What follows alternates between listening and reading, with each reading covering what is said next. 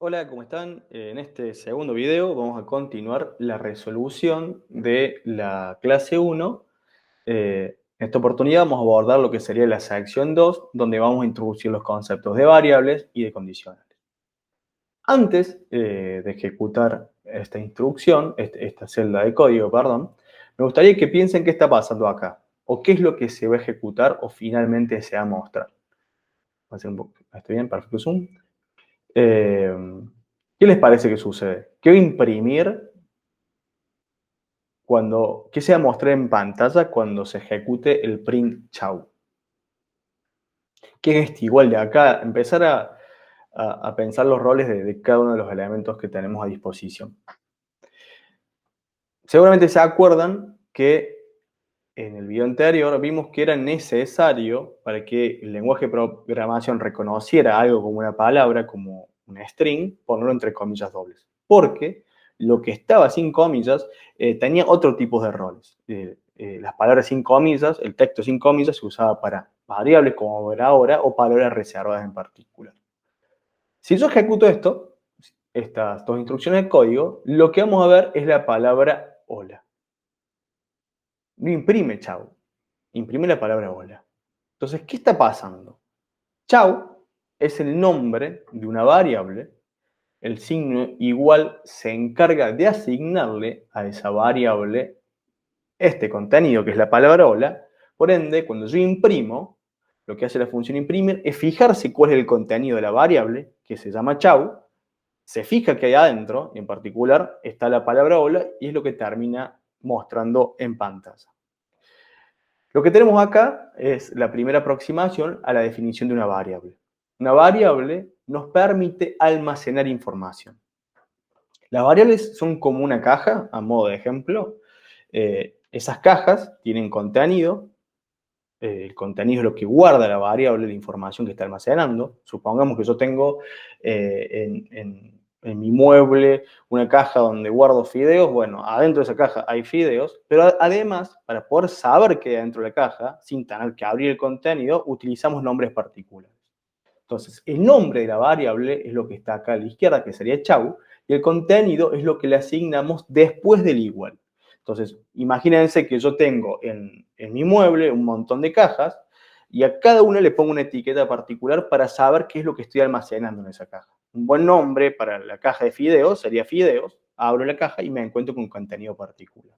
Entonces, es muy importante recordar que la variable me permite almacenar, guardar información. ¿Y para qué quiero guardar información? Supongamos que estamos jugando un juego y nos pregunta el nombre. Vieron que cuando uno crea una cuenta, automáticamente eh, escribe su nombre. Y el juego o la red social utiliza nuestro nombre todo el tiempo, pero no nos lo pregunta cada vez que estamos jugando, sino que almacenó ese contenido, el nombre particular nuestro, de nuestro usuario, en una variable y refiere siempre la misma para obtener el contenido. En ese sentido, las variables son muy importantes porque nos permiten guardar información que es relevante para nosotros durante la ejecución del programa y nos permite modificar esa misma información. Entonces, nos contamos en este momento con una nueva herramienta para nuestro lenguaje de programación, que son las variables. Esto que acá está igual, fíjense que no es el igual de comparación de números, ya vamos a ver cómo se escribe ese igual más adelante, sino que es un igual de asignación. Digo, che, a esto, en esta variable chau, guarda el contenido hola, guarda esa frase. Entonces, sabiendo esa información, sabiendo que las variables podemos asignar valores y que esas variables tienen nombres para poder referirnos a ellas con facilidad, veamos el siguiente código. Vemos que acá la variable chau le asigno hola, imprimo el contenido de chau, vuelvo a imprimir el contenido de chau, o sea, me va a decir hola, hola, y después puedo cambiar o asignar otro valor a la variable. Entonces, a chau ahora le asigno con el igual el valor de la string buenas noches. Entonces, imprimo finalmente chau. Entonces, ¿qué voy a imprimir cuando yo ejecute esto, cuando yo ejecute este código? Primero, voy a imprimir, en este caso, el contenido de chau es hola, entonces voy a imprimir dos veces hola. Fíjense que acá podemos ir viendo eso. Después al chau yo le asigno buenas noches, entonces va a terminar imprimiendo buenas noches. Si prestamos atención, acá abajo a la izquierda tenemos algo que se llama variables, que nos muestra las variables que estamos usando en el momento. Fíjense que yo todavía no ejecuté este código. Eso es muy importante. Entonces me dice que chau es una variable que se llama chau, que es de tipo string, que tiene en cantidad 4 caracteres y tiene el valor hola guardado, que es lo que ejecutamos anteriormente. Ahora, si yo ejecuto y doy clic acá en play, vamos a ver que se ejecuta lo que dijimos anteriormente, que imprime hola, hola, después asigna buenas noches e imprime buenas noches. Y ahora el valor final de la variable chau, fijémonos cómo se actualizó acá, es el valor buenas noches. Eso significa que las variables puedo asignar diferentes valores y modificarlas. El nombre se mantiene, el nombre de la variable que me permite a mí poder utilizar el contenido, referirme al contenido particular. Pero ese contenido puede cambiar. En Python el contenido de las variables se pueden modificar. Podemos cambiar con diferentes valores o también hacer operaciones sobre los mismos. Lo que sí es interesante es que los nombres de las variables tienen que respetar reglas sintácticas. Yo no puedo usar cualquier nombre para la variable. Por ejemplo, las variables no pueden empezar con números. Las variables siempre tienen que ser una palabra, no puede haber espacios. ¿Está bien? No puedo poner hola, espacio, chau, como nombre de la variable. Sí puedo usar un carácter que las una, un guión bajo, por ejemplo, que es una práctica. Si tengo más de una palabra en una variable, por ejemplo, se llama puntos juego, por ejemplo, una buena forma de separar esas palabras, dos palabras, sin usar espacio, porque hay un error de sintaxis y no lo va a ejecutar, es o el guión bajo o utilizar una mayúscula para la segunda palabra. Bueno, son reglas particulares que tiene el lenguaje de programación que nos permiten utilizar variables y que son sintácticamente correctas. Por ejemplo, acá tenemos en esta celda, ustedes ya se pueden dar cuenta, en base a lo que charlamos, hay algunas que ya tienen errores de sintaxis, siempre nos lo marca en rojo. Por ejemplo, acá tenemos, si yo quiero ejecutar este programa, no va a poder porque ya en la primera tengo un error de sintaxis, las variables no pueden ser dos palabras separadas por un espacio. Yo puedo resolver esto de dos formas, con guión bajo o poner una mayúscula para separar las palabras. Esto es más, no es una sintaxis particular, sino que son formas de escribir el código. Sí, lo que es un error de sintaxis es esto, ¿no? Poner un espacio. Ahora bien, esta está perfecta, acá no tengo ningún tipo de problemas, y acá tengo el otro problema que habíamos charlado, que es, no puedo empezar el nombre de una variable con número. Entonces acá podría reemplazarlo, primer día incendio. Entonces yo ahora sí ejecuto y no tengo ningún tipo de problema, se almacenan esos valores en las variables. Es más, fijémonos, vamos a cerrar acá, y tenemos ya estas tres variables con estos valores asignados. ¿Por qué nos sirven las variables? Se recontra usan en los lenguajes de programación, no solamente porque yo quiero almacenar información, sino también porque al momento de ejecutar el programa hay valores que necesito reutilizar. Entonces, miremos este ejemplo. Tenemos tres programas que hacen exactamente lo mismo. Estamos calculando, en particular, el tiempo de recuperación de los bosques en base a un incendio, ¿está bien? O sea, la densidad de la vegetación en base a un incendio.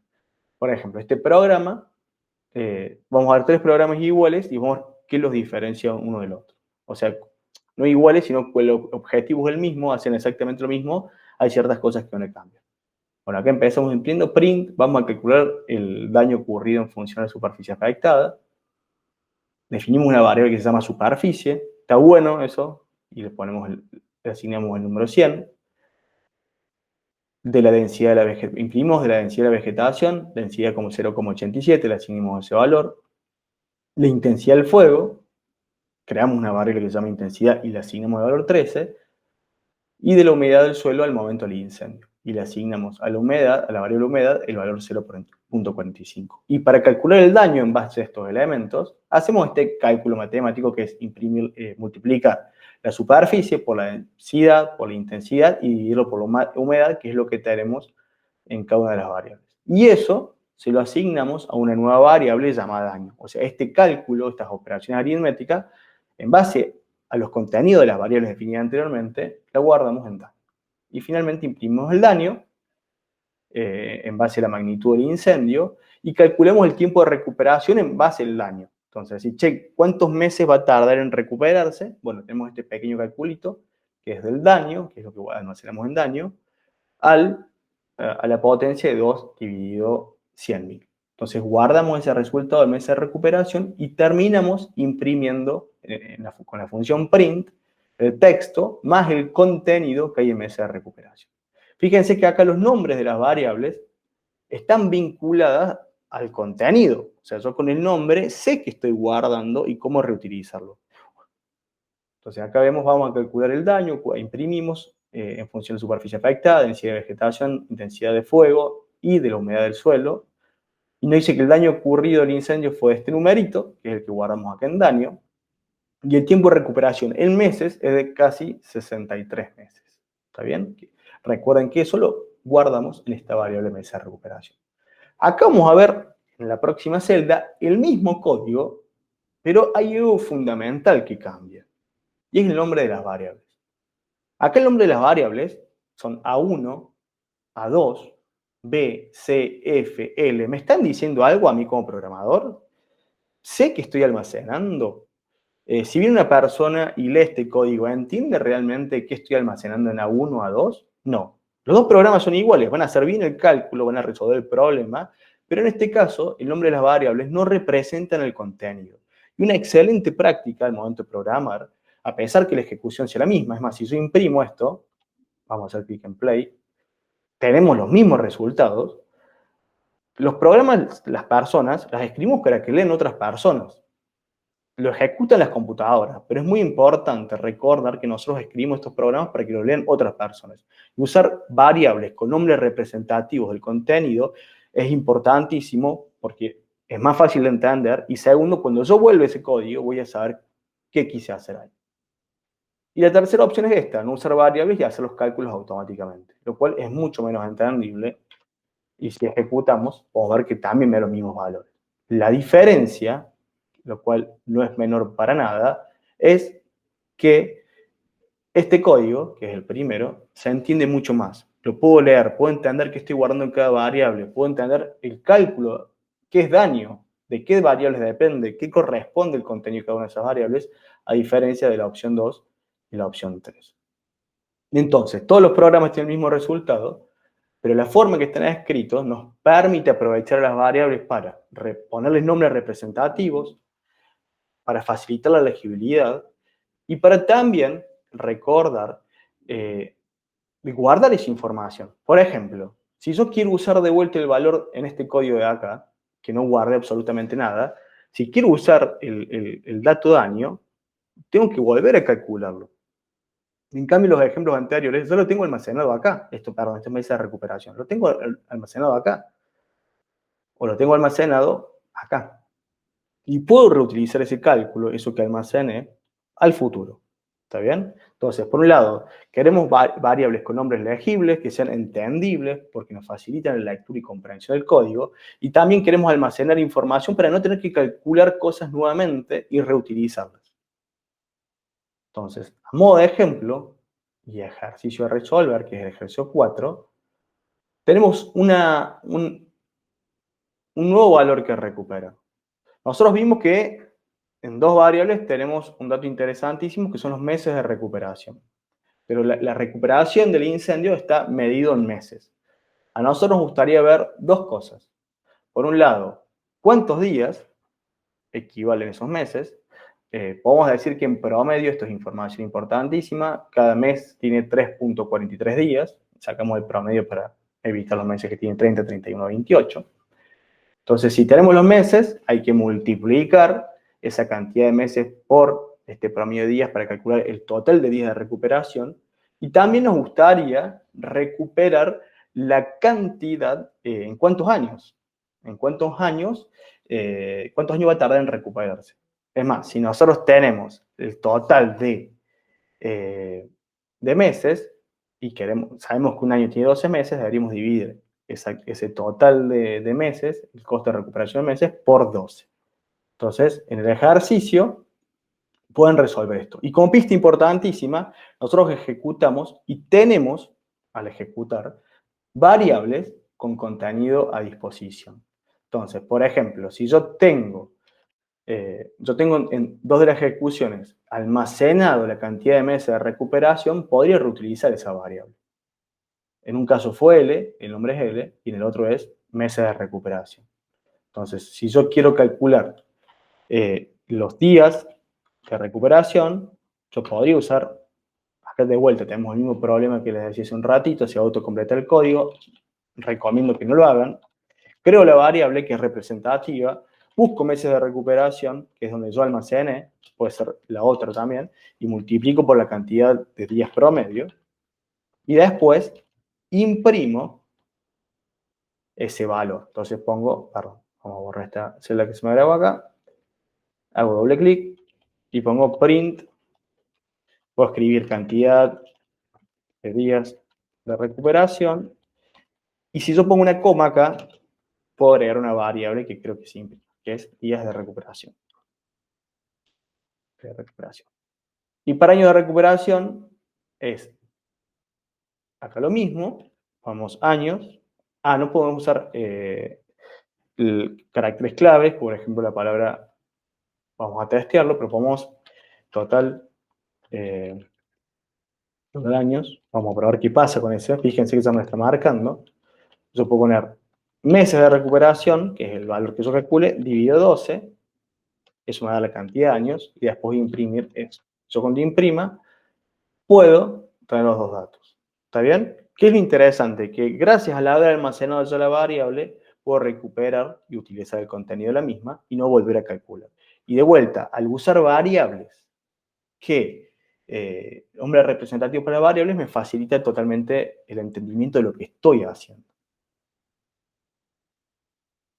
Entonces, vimos las variables, nos permiten almacenar, hay reglas sintácticas, no pueden empezar con números, no pueden ser palabras separadas por espacios, y después la importancia de utilizar nombres representativos para la lectura de ese código.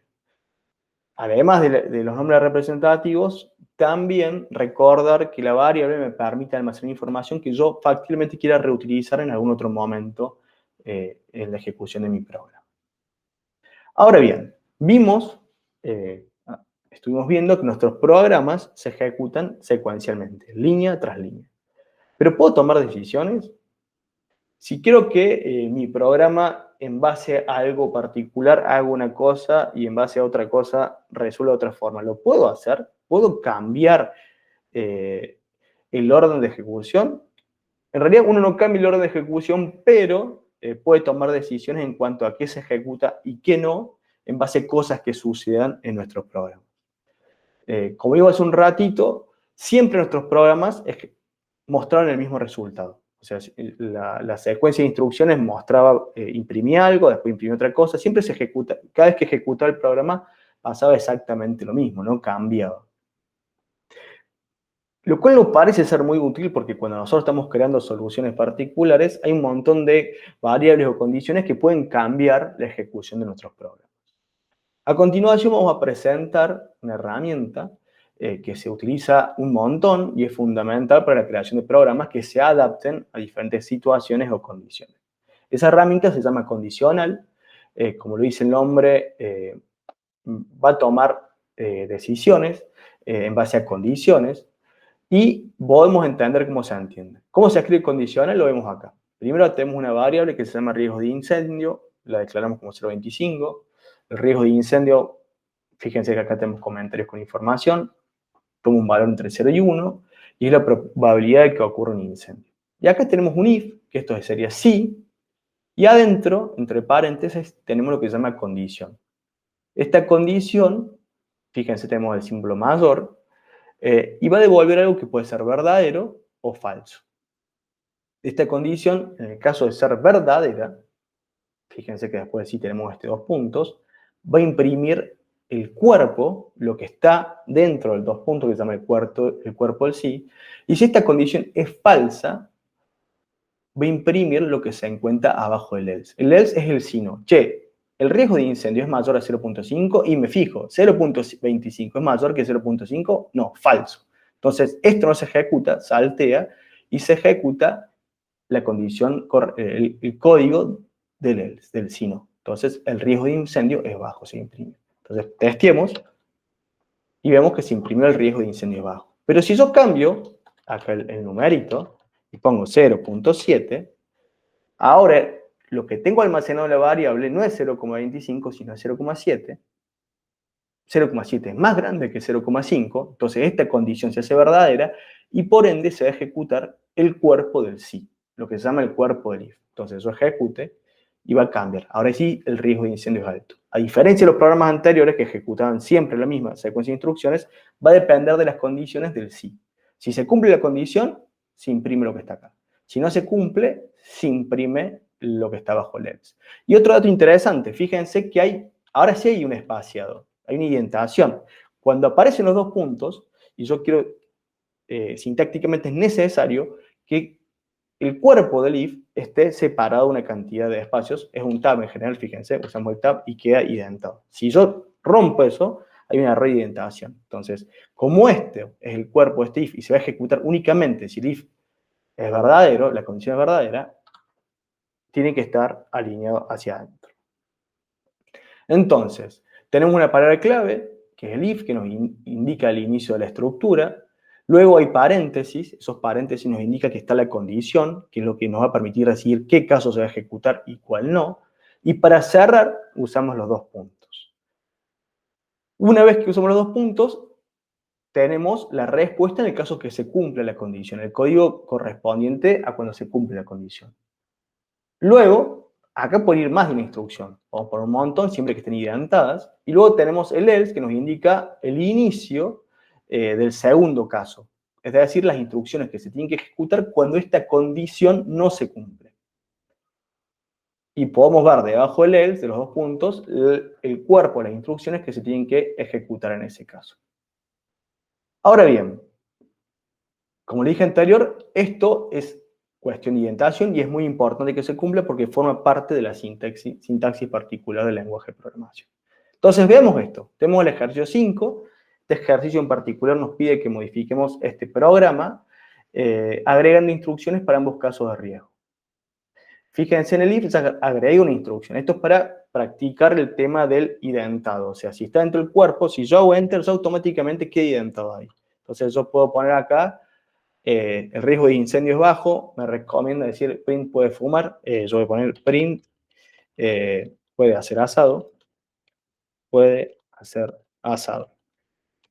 Entonces, cuando ejecutemos el código, aparece la doble instrucción. Si yo no hubiese respetado la indentación, y acá quiero que prestemos mucha atención, vamos a poner acá que el riesgo de incendio es mayor a 0.6, perdón, a 0.5, y voy a poner esto sin identar. Y fíjense qué va a pasar. ¿Esto se debería ejecutar?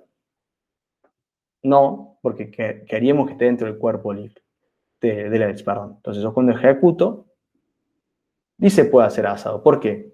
Porque está identado al mismo nivel que el if y el else. Entonces se ejecuta el if, si se cumple la condición, se ejecuta el cuerpo if y después pasa a la siguiente instrucción que está identada a la altura, que es el printf. Entonces hay que tener mucho cuidado y respetar la indentación correspondiente.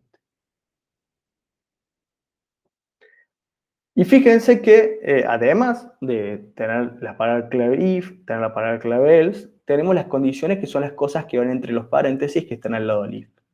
Esas condiciones tienen valores de verdad. O sea, pueden ser verdaderas o pueden ser falsas. Si son verdaderas, se ejecuta el cuerpo del if. Si son falsas, se ejecuta el cuerpo del else.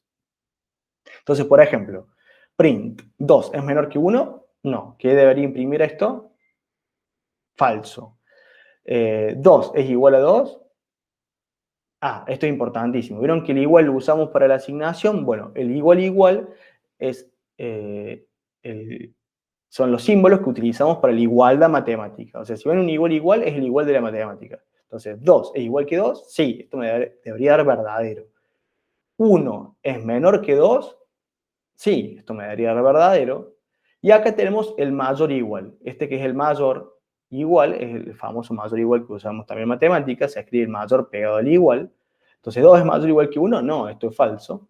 Y también faltaría el menor igual, que se escribe igual que mayor igual, pero primero el menor y después el igual.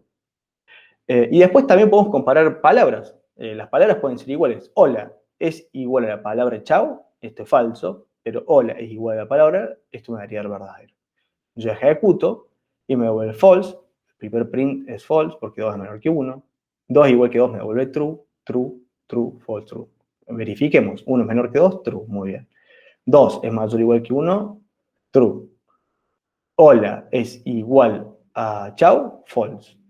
Hola es igual a hola, false. Esto es lo que llamamos, son los valores de verdad, son booleanos, y son estos términos, que son verdadero o falso en inglés, nos permiten pensar que las condiciones toman un valor de verdad y en base a ese valor de verdad nos permite ver qué se ejecuta, o el cuerpo del if o el cuerpo del else. A continuación, bueno, en el texto pueden ver todas las herramientas. Este tipo de datos se llama booleano. El true o false es un tipo de dato que forma parte de nuestro lenguaje de programación y se llama booleanos. Y tiene únicamente dos valores, o true o false. Ahora bien, tengamos en cuenta este pequeño ejemplo de acá. Hay que completar la condición del programa para que un mensaje acorde al valor de la variable temperatura de hoy. Esta variable representa la temperatura del día, que son 40 grados. Entonces, fijémonos el contenido del cuerpo, del if. En el sí, si esto es verdadero, va a responder es un día fresco, el riesgo de incendio es bajo.